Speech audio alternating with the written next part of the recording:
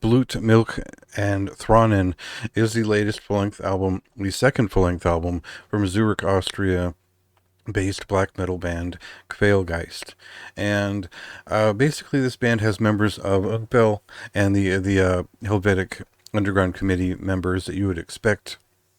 Pretty tight-knit group, and there aren't that many people in that group. And a lot of people have likened the sound of this band to groups that are maybe more atmospheric and thrashing than I would compare them to. Personally, I think this is more of a folkish, kind of punkish take on their sound, which has an interesting alchemical theme. And this is not really related to, funereal presence, as others have said, even based on the first record. Um, a lot of what I get out of these two records from the band is a blend of pagan and atmospheric black metal sort of ideas, and there's sort of an intoxicated storyteller quality to it, and I'd appreciated that on the first album, and now here we get to the second album, which is very different in a lot of ways. The vocalizations are a little bit more straightforward. There aren't as many of the deep growling moments on the record, and they stick with more intelligible and sort of moment specific vocals that tell this story here. So we'll get more into that in a moment. For now, we'll cut to a song here and see what it sounds like. Ein Weinen.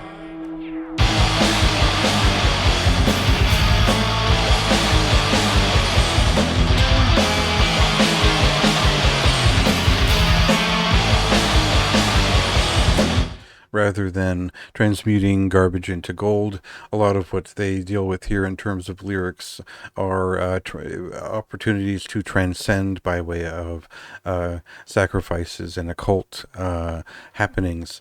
And that's kind of the center of the theme here as they tell a story of an alchemist who is looking to sacrifice an adept in order to reach basically parity with God in terms of vision and knowing and knowledge. He's reaching for forbidden knowledge, and uh, it's an exciting theme. It is all sung in German, or their version of it.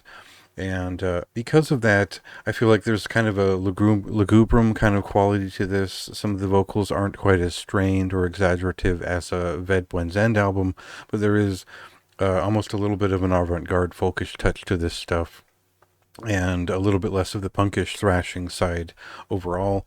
In fact, we get a much broader oeuvre from the group on this record. A lot of use of things like saxophones and different types of vocal harmonies and whatnot that emphasize the riffs. It sort of plays with guitar progressions in an interesting way throughout, and the point is to tell a story this time, and they do so in these two pieces, and both pieces are about 20 minutes long on each side, and split into chapters, and each chapter is a part of the story, and it gets more deranged as we go. And I won't spoil the story for you. You can read about it in the review, but ultimately we take a ride with the band through this story, and I think that it reflects a lot of the ways that Ungfell has improved over the years in terms of piecing out a narrative, providing something that is not necessarily cinematic in the sense of a great grand picture and vista, but more an intimate folk story. And I think that's kind of what this is. It's an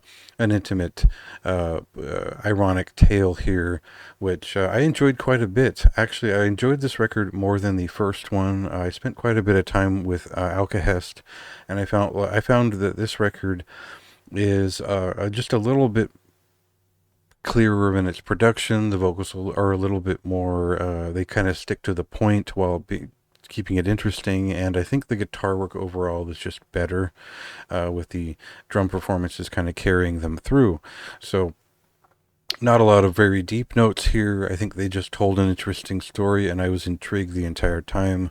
And I wish more bands would do that, especially bands with an interest in folk history and tales and whatnot. So anyway, pretty interesting record. For me, that's a high recommendation. It's I would say one of the better records of November. I don't know if it makes the top 20. There's just a ton of things that came out. So see what you think. See if it's to your taste. It came out last weekend, and go ahead and read my review if you'd like more of my thoughts.